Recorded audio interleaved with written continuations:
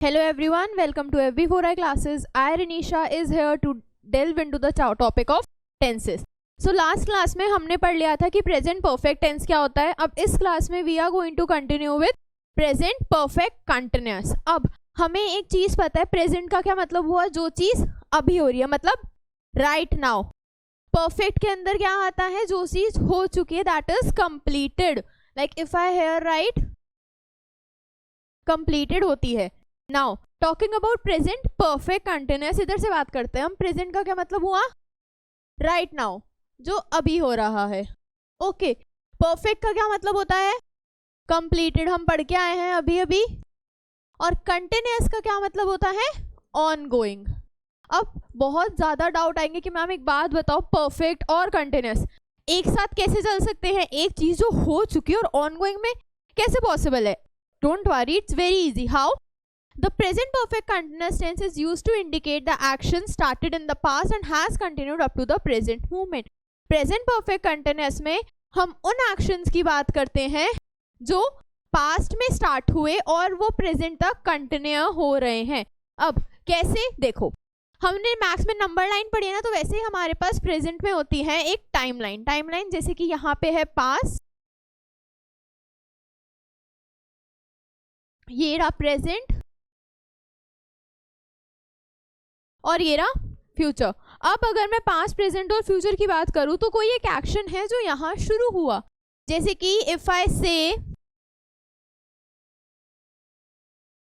Okay that यहां पे I started eating an Apple. ठीक है, यहां पे मैंने एक एप्पल खाना शुरू करा, तो मैंने पास्ट में शुरू कर दिया है. अब जो एप्पल खाने का प्रोसेस होगा वो ऑनगोइंग प्रोसेस में, मतलब वो चलेगा एक पर्टिकुलर पॉइंट पे, पर वो एक पॉइंट पे आके खत्म होगा. तो कोई एक एक्शन जो यहां से शुरू हुआ, कंटिन्यू हुआ और अब प्रेजेंट में भी क्या हो रहा है, कंटिन्यू हो रहा है. जैसे अगर मैं बोलूं I have been eating an apple, मैं एक एप्पल खा रही थी या खा रही हूं. ठीक है, एक और एक एग्जाम्पल लेते हैं हम इसका. हम एक और एक एग्जाम्पल लेते हैं. कोई एक एक्शन है, जैसे अगर मैं बोलूं वर्क. ठीक है, यहाँ पे मैंने वर्क करना शुरू किया.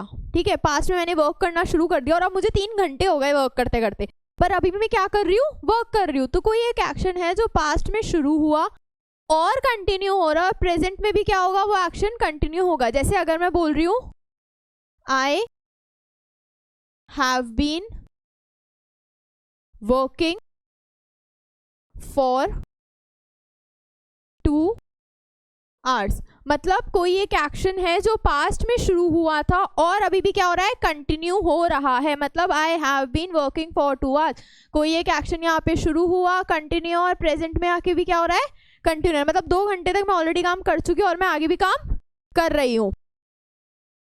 The present perfect continuous usually stresses on the amount of time that an action has been taking place. अब present perfect continuous में ना हमेशा तुम्हें टाइम रेफरेंस मिलेगा. जैसे देखो, since 2 PM for 2 hours, since 9 PM for 3 weeks, इसमें भी हमने यूज करा था ना for 2 hours. जो present perfect continuous होता है ना, वो टाइम पे फोकस करता है कि कितने टाइम तक वो काम चल रहा था, अमाउंट ऑफ टाइम पे फोकस करेगा वो. ठीक है, इसको हम आगे भी अच्छे से यूज करेंगे कि for कब यूज करना है और since कब यूज करना है. Talking about this example, it has been raining since 2 PM, मतलब बारिश हो रही है, कब से, 2 बजे से बारिश हो रही है और अभी भी क्या हो रही है, कंटिन्यूअस प्रोसेस में वो चल रहा है. I have been dancing for 2 hours, मैं 2 hours से डांस कर रही हूँ और अभी भी कर रही हूँ. We have been walking since 9 PM, हम 9 बजे से वॉक कर रहे हैं. She has been traveling for 3 weeks, उसको 3 वीक हो गए ट्रैवल करते और वो भी क्या कर रही है, ट्रैवल कर रही है. ओके, आई होप इतना क्लियर हुआ होगा सबको. Okay, now some certain condition, mainly one certain condition, action started in the past and has continued up to the present moment. कोई एक action जो past में शुरू हुआ और present moment तक क्या हो रहा है, continue हो रहा है. They have been talking for last 2 hours, past में शुरू हुआ, 2 घंटे पहले से बात कर रहे थे और अभी भी क्या कर रहे हैं, बात कर रहे हैं. I have been playing tennis since 2005, मैं 2005 से क्या कर रही हूँ, टेनिस खेल रही हूँ. He has been thinking about his cat for a long time, वो अपनी कैट के बारे में बहुत लॉन्ग टाइम से सोच रहा है. मतलब उसने पास्ट में सोचना शुरू करा, देखो फॉर आ गया, पास्ट में सोचना शुरू करा, अभी भी क्या कर रहा है, वो सोच ही रहा है. आई होप ये कितना क्लियर हुआ होगा सबको. Okay, now let's move to the structure. अब हमें पता है कोई भी चीज का अगर हमें स्ट्रक्चर फॉर्म करना होता है तो पहले हम बेसिक्स से स्टार्ट करेंगे। बेसिक स्ट्रक्चर क्या होता है किसी का? Subject plus verb plus object, ये होता है बेसिक स्ट्रक्चर कोई भी सेंटेंस का। ठीक है, अब अगर मैं एक एक की बात करूं, प्रेजेंट की अगर मैं बात करूं तो प्रेजेंट का मुझे पता है वो क्या बोलता है, मैं सिर्फ वर्ब की फर्स्ट फॉर्म यूज करूंगा। ठीक है, अब जो कंटिन्यूअस होता है वो क्या बोल के चलता है, मैं यूज करूंगा वर्ब की first form plus ING. Whereas जो मेरा यू कैन से जो मेरा परफेक्ट होता है वो क्या बोलता है, मैं यूज करूंगा वर्ब की थर्ड फॉर्म। अब इन तीनों चीजों को हमें एक साथ डालना है, क्यों? क्योंकि हमारे टेंस का नाम यहाँ पे क्या चल रहा है, प्रेजेंट परफेक्ट कंटिन्यूअस। मतलब ये तीनों चीजों को तुम्हें एक साथ डालना पड़ेगा। अब एक साथ कैसे डालेंगे? सबसे पहले आ गया मेरा सब्जेक्ट। अब प्रेजेंट के लिए एक साथ लाने के लिए हमें पता है परफेक्ट में सिर्फ 2 हेल्पिंग वर्ब, 3 हेल्पिंग वर्ब होते हैं, हैज, हैव और हैड, और वर्ब की फर्स्ट फॉर्म होती है हैज और हैव। तो प्रेजेंट की डिमांड क्या होती है, वर्ब की फर्स्ट फॉर्म आएगी एक, तो हेल्पिंग वर्ब जो मैंने कर दिया हैज और हैव। यहाँ पे ये आ गई हमारी helping verb in a form of verb 1। ठीक है, अब जो परफेक्ट है वो भी एक डिमांड लेके चलता है क्या, कि मुझे सिर्फ वर्ब की थर्ड फॉर्म यूज करनी है। वो कैसे करेंगे? हम जाते हैं हमारी एक फैमिली के पास, हमने टू बी की फैमिली पढ़ी थी, रिमेंबर होगा सबको। तो हम आ जाते हैं हमारी टू बी की फैमिली के पास। अब टू बी की फैमिली को हम बोलते हैं हमें चाहिए वर्ब का कोई थर्ड फॉर्म जो हम यूज कर सकते हैं परफेक्ट को सेटिस्फाई करने के लिए। तो टू बी बता देते हैं, देखो मेरे पास वर्ब 1 में कौन कौन चलता है, इज, एम और आर चलता है। वर्ब 2 में कौन जा रहा है, मेरे पास वॉज और वर आ जाता है, और मेरे पास वर्ब 3 में लास्ट आता है बीन। ठीक है, वही बोलता है ये। अब हमें पता है जो वर्ब 1 है वो तो किसने बुक कर रखा है, ऑलरेडी प्रेजेंट कंटिन्यूअस ने बुक कर रखा है अपने पास। वर्ब 2 पास्ट कंटिन्यूअस के पास होता है, बचा परफेक्ट, और परफेक्ट भी क्या बोलता है, वर्ब की थर्ड फॉर्म के लिए। तो हमारे पास वर्ब थर्ड फॉर्म ही बचता है, तो हम ले लेते हैं यहाँ पे वर्ब की थर्ड फॉर्म को। तो हमारा स्ट्रक्चर क्या बनता है, हैज, हैव प्लस बीन। अब कंटिन्यूअस की क्या डिमांड, वर्ब की फर्स्ट फॉर्म प्लस आईएनजी, ये आ गई वर्ब की फर्स्ट फॉर्म प्लस आईएनजी और प्लस ऑब्जेक्ट, और लास्ट में एक आता है टाइम रेफरेंस। अब ये टाइम रेफरेंस क्या होता है, ये वो होता है जो हमें बताएगा कि अमाउंट ऑफ टाइम कितना लग रहा है। इन शॉर्ट हमारा पूरा स्ट्रक्चर क्या फॉलो होता है, subject has, have, been plus verb की first form plus object plus time reference. सबकी डिमांड पूरी हुई, प्रेजेंट को चाहिए था वर्ब की फर्स्ट फॉर्म आ गई, परफेक्ट ने बोला वर्ब की थर्ड फॉर्म लेके आओ, और कंटिन्यूअस भी बोल दिया वर्ब की फर्स्ट फॉर्म प्लस आईएनजी आ गई। तो अगर हम इसकी बात करें, यहाँ पे देखो subject has, have, been, verb की first form, ING, object plus time reference. I have been playing for 3 hours, मैं 3 घंटों से खेल रहा हूँ और आगे भी खेलूंगी या नहीं पता। It has been raining for 4 PM, 4 बजे से क्या हो रही है, बारिश हो रही है। You have been waiting her for 3 hours, तुम 3 घंटे से उसका वेट कर रहे हो। They have been living here since 1987, वो 1987 से ले रहे हैं। अब एक डाउट आएगा कि मैम फॉर और सिंस कैसे यूज करते हैं। अब देखो how we use for and since, where do we use for. For is use to talk about an amount of time, जब तुम एक अमाउंट ऑफ टाइम के लिए बात कर रहे हो। अमाउंट ऑफ टाइम कैसे, जैसे for 3 hours, for a day, for 2 weeks, for a month, for a year.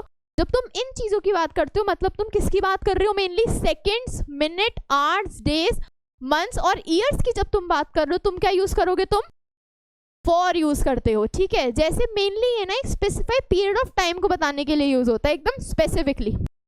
जैसे he has been writing a letter for 2 hours, वो 2 घंटे से लेटर लिख रहा है, अमाउंट ऑफ टाइम यूज हुआ। They have been walking for 5 hours, वो 5 घंटे से वॉक कर रहे हैं। I have been travelling for 2 months, मैं 2 घंटे से ट्रैवल कर रही हूँ। It has been raining for 2 days, 2 दिनों से बारिश हो रही है। ठीक है, सब में क्या आया, अमाउंट ऑफ टाइम आया है। Okay,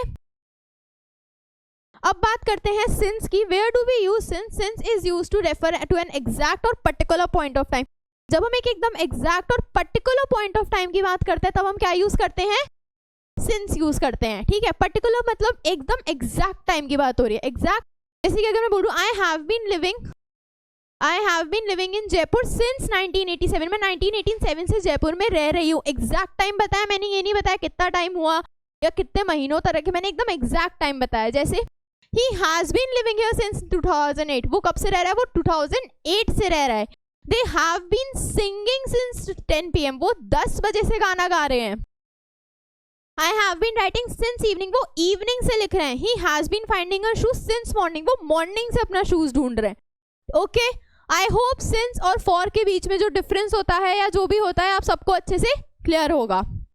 okay,